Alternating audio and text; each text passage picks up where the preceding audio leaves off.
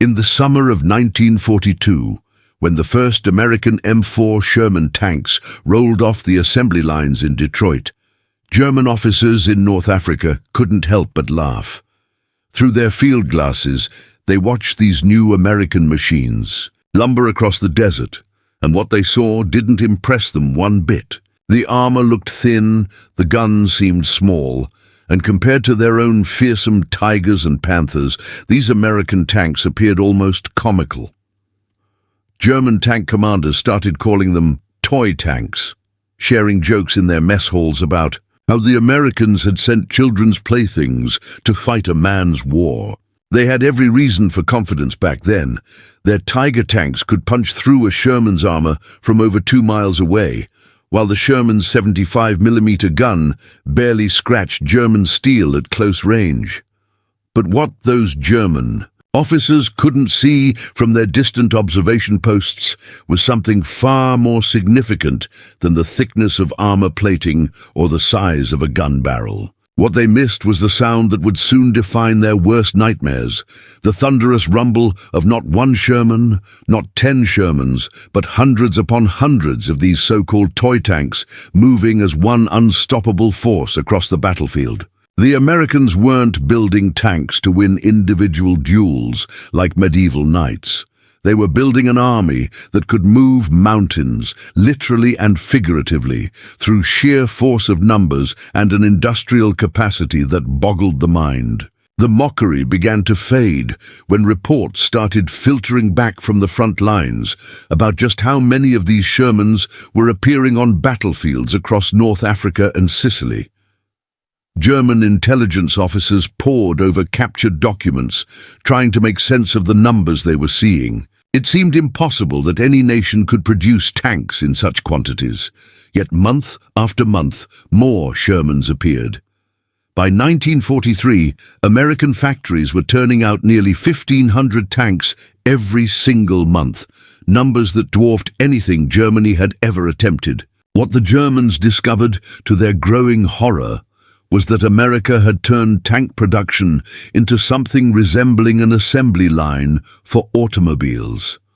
While German craftsmen were still hand-fitting armor plates and carefully calibrating each gun, American workers were mass-producing tanks with interchangeable parts, standardized components, and assembly techniques that prioritized speed and volume over individual perfection. A German Panzer might be superior to any single Sherman in head-to-head combat, but that superiority meant nothing when 5 Shermans appeared for every German tank on the battlefield.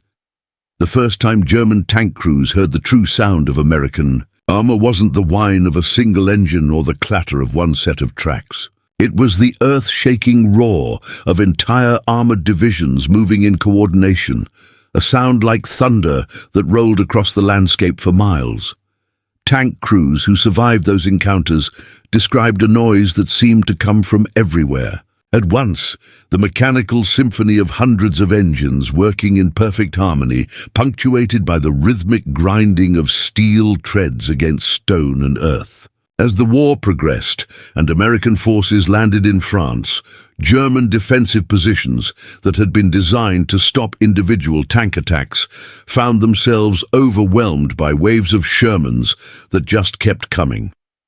A German anti-tank gun crew might successfully destroy 3 or 4 attacking tanks, only to watch in despair as 10 more appeared behind them, then 20 more behind those. The Americans had solved the problem of tank warfare not through superior engineering or better armor, but through the simple mathematics of overwhelming force.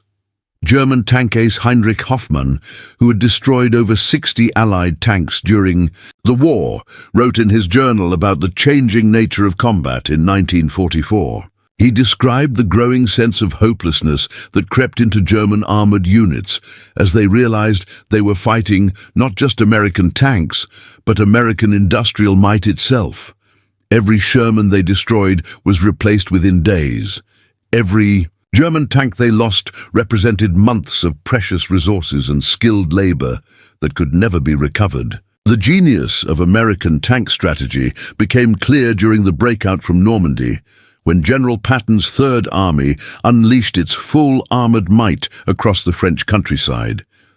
German defenders, still thinking in terms of traditional tank versus tank combat, found their carefully prepared positions simply bypassed and overwhelmed.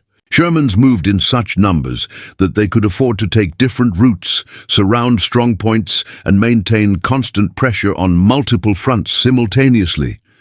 The sound that had once been dismissed as the noise of toy tanks became the death knell of German resistance in Western Europe.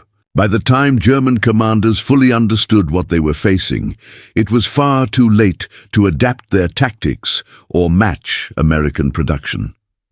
The laughter had long since died in those German mess halls, replaced by the grim recognition that America had weaponized its greatest strength, not just its courage or determination, but its ability to turn entire industries toward the business of war. When the war ended in May 1945, American factories had produced over 49,000 Sherman tanks, a number that represented more armored vehicles than Germany had built during the entire war.